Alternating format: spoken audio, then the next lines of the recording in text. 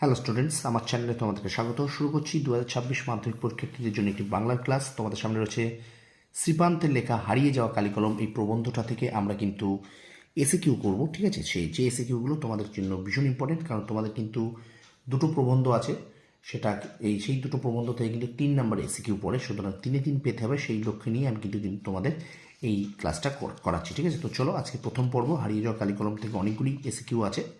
তো চলো শুরু করি আমরা ক্লাসটি। শ্রীপান্তের লেখা হারিয়ে যাওয়া কালিকলম। তো আমরা এখানে চলে যাই। প্রথমে আমাদের প্রথম যে প্রশ্নটা আছে হারিয়ে যাওয়া কালিকলম থেকে, সেটা একটু দেখে নাও। দেখো, 1 নম্বর প্রশ্ন বলছে, লেখে 3 জন, এই 3 জন কে কে? বলছে হারিয়ে যাওয়া কালিকলম প্রবন্ধে বর্ণিত বাংলা প্রবাদ অনুযায়ী এই 3 জন হলে কালি, কলম আর মন। 2 নম্বর প্রশ্ন, আমি যেখানে কাজ করি লেখক কোথায় কাজ করতেন? হারিয়ে যাওয়া কালিকলম রচনার লেখক একটি লেখালেখির অফিস তথা সংবাদপত্রের অফিসে সাংবাদিকতার কাজ করতেন। 3 নম্বর প্রশ্ন, কিন্তু আমি ছাড়া কারো হাতে কলম নেই কেন? লেখক শ্রীপান্ত কাজ করতেন একটি সংবাদপত্র অফিসে, সেখানে একমাত্র তিনি কলমে লিখতেন, বাকি সকলেই লিখতেন কম্পিউটারে, তাই কারো হাতে কলম থাকতো না। 4 নম্বর প্রশ্ন, দায়সারাভাবে কোনো মতে সেদিনকার মতো কাজ সারতে হয়, বক্তার এমন মন্তব্যের কারণ কি? লেখক অফিসে কলম নিয়ে না এলে সেদিন তার লেখায় ব্যাঘাত ঘটত, চেষ্টা করে যদিও বা ভোঁতা মুখ একখানি কলম জুটত, তাতে লিখে সুখ পেতেন না, লেখক কাজটি তখন দায়সারাভাবে সারতেন। আচ্ছা, 5 নম্বর প্রশ্ন, বাংলা একটা কথা চালু ছিল, কথাটি কি? পাঠ্য রচনা অনুযায়ী চালু কথাটি হলো, কালি নেই কলম নেই বলে আমি মুন্সি।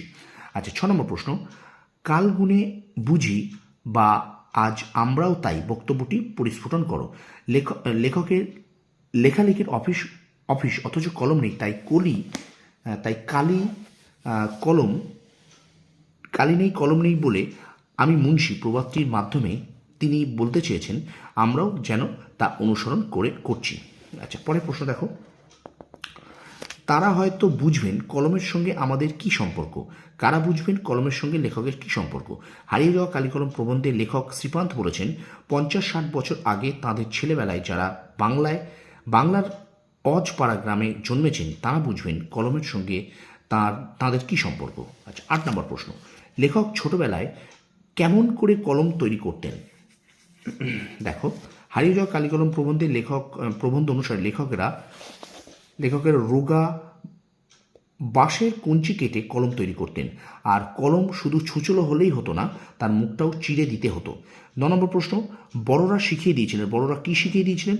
লেখকরা ছোটবেলায় বাঁশের কঞ্চি দিয়ে কলম বানাতেন, বড়রা তখন কলমের মুখটা সরু করার সঙ্গে সঙ্গে চিরে দেওয়ার কথাও শিখিয়ে দিতেন, কালি যাতে চুইয়ে পড়ে। 10 নম্বর প্রশ্ন, লেখক শ্রীপান্ত ছোটবেলায় কিসে হোম টাস্ক করতেন? এটা কিন্তু 2018 সালে পড়েছে। দেখো, লেখক শ্রীপান্ত ছোটবেলায় কলাপাতা কেটে কাগজের মতো সাইজ করে নিয়ে তাতে হোম টাস্ক করতেন। 11 নম্বর প্রশ্ন, আর সেগুলি বান্ডিল করে নিয়ে যেতাম স্কুলে, সেগুলি বলতে কিসের কথা বলেছে? অথবা সেগুলি বান্ডিল করে নিয়ে যেতাম স্কুলে, কি নিয়ে যেতেন? লেখকরা ছোটবেলায় কলাপাতাকে কাগজের মতো করে কেটে তাতে স্কুলের কাজ করতেন, মাস্টারমশাইকে দেখানোর জন্য সেগুলি বান্ডিল করে নিয়ে যাওয়ার কথা বলা হয়েছে। আচ্ছা, এবার দেখো চলে যাই আমরা 12 নম্বর প্রশ্নে। কি বলছে 12 নম্বর প্রশ্ন, আমরা ফেরার পথে কোনো পুকুরে তা ফেলে দিয়ে আসতাম, বক্তা কেন তা পুকুরে ফেলে দিতেন? মাধ্যমিক 2017। হারিয়ে যাওয়া কালিকলম রচনা অনুসারে লেখকরা ছোটবেলায় হোম টাস্ক করতেন কলাপাতায়, স্কুলে মাস্টারমশাই তা দেখে ছিঁড়ে ফেরত দিলে পড়ুয়ারা সেগুলি পুকুরে ফেলে দিয়ে আসতো, কারণ গরুকে অক্ষর খাওয়ানো পাপ, তাই অমঙ্গলের হাত থেকে রক্ষা পেতে এমন ব্যবস্থা। আচ্ছা, গরু খেয়ে নিলে অমঙ্গল, গরু কি খেয়ে নিলে অমঙ্গল এবং সেই অমঙ্গল এড়ানোর জন্য কি করা হতো? না, যে কলাপাতায় লেখকরা ছোটবেলায় হোম টাস্ক করতেন সেগুলি বাইরে ফেললে যদি গরু খেয়ে নেয় তবে অমঙ্গল হতে পারে, অমঙ্গলে এড়াতে সেগুলি পুকুরে ফেলে দেওয়া হতো। 14 নম্বর প্রশ্ন, ওর কাছে ক অক্ষর গোমাংস কথার অর্থ কি? হারিয়ে যাওয়া কালিকলম প্রবন্ধ অনুসারে ক অক্ষর গোমাংস বলতে অক্ষর জ্ঞানহীন মানুষকে বোঝানো হয়, যার অর্থ গরুকে অক্ষর খাওয়ালে পাপ কিংবা অমঙ্গল হয়। 15 নম্বর প্রশ্ন, আমরাও কালি তৈরি করতাম নিজেরাই, কালি তৈরির পদ্ধতি কিরূপ ছিল, অথবা লেখকরা কিভাবে সহজ পদ্ধতিতে কালি তৈরি করতেন?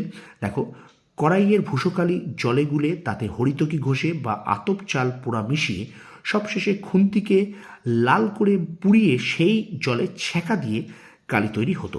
16 নম্বর প্রশ্ন, কালি তৈরির উৎকৃষ্ট পদ্ধতি সম্পর্কে প্রাচীনদের বলা ছড়া বা প্রচলিত প্রবাদটি উল্লেখ করো, অথবা প্রাচীনেরা প্রাচীনরা কি বলতেন। হারিয়ে যাওয়া কালিকলম প্রবন্ধে উল্লিখিত প্রাচীনদের বলা ছড়াটি হলো তিল ত্রিফলা শিমুল ছালা, ছাগ দুগ্ধে করি মেলা, লৌহপাত্রে লোহায় ঘষি, ছিঁড়ে পত্র না ছাড়ে মসি। আচ্ছা, 17 নম্বর প্রশ্ন, কালিকে দীর্ঘস্থায়ী করার পদ্ধতিটি কি ছিল। হারিয়ে যাওয়া কালিকলম প্রবন্ধ অনুসারে পাথরের বাটিতে রাখা ভূষকালি গোলা কালো জলে হরিতকি ঘষে কিংবা আতপ চাল ভেজে পুড়িয়ে তা বেটে মিশিয়ে কালিকে দীর্ঘস্থায়ী করা হতো। 18 নম্বর প্রশ্ন, এত বছর পরে সেই কলম যখন হাতছাড়া হওয়ার উপক্রম কেন। শ্রীপান্তের মতে ফাউন্টেন বল পেন কিংবা ডট পেনের বহুল প্রচলনের ফলে বাঁশের কলম আজ হাতছাড়া হওয়ার উপক্রম। এবং 19 নম্বর, অর্থাৎ আজকের শেষ প্রশ্ন, ঠিক আছে, অর্থাৎ প্রথম পর্বের শেষ প্রশ্ন, 19 নম্বর প্রশ্ন, দোয়াত মানে মাটির দোয়াত। দোয়াত বলতে কি বোঝায়। দোয়াত হলো কালি তৈরির পাত্র। ছোটবেলায় কালি তৈরির পর ন্যাকড়ায় ছেঁকে লেখকরা মাটির দোয়াতে ঢেলে রাখতেন। দোয়াত মাটি ছাড়াও কাঁচ ও অন্যান্য ধাতুর হতো। তো এই ছিল হারিয়ে যাওয়া কালিকলম প্রবন্ধ থেকে এসএকিউ আমরা পড়লাম। ঠিক আছে, তো ভিডিওটা প্রথম থেকে শেষ পর্যন্ত দেখো, একটু বেশি করে বন্ধুদের মাঝে শেয়ার করো, এখান থেকে কিন্তু তোমাদের এসএকিউ প্রশ্ন তোমরা পাবে। ঠিক আছে, তো ভিডিওটা ভালো লাগলে অবশ্যই লাইক করো, কমেন্ট করো, বন্ধুদের মাঝে শেয়ার করো, আর আমার চ্যানেল হলে অবশ্যই চ্যানেলকে সাবস্ক্রাইব করো, পাশে থাকা বেল আইকনে প্রেস করে রাখো। তোমরা সফল হও, তোমাদের সাফল্য কামনা করি। ধন্যবাদ।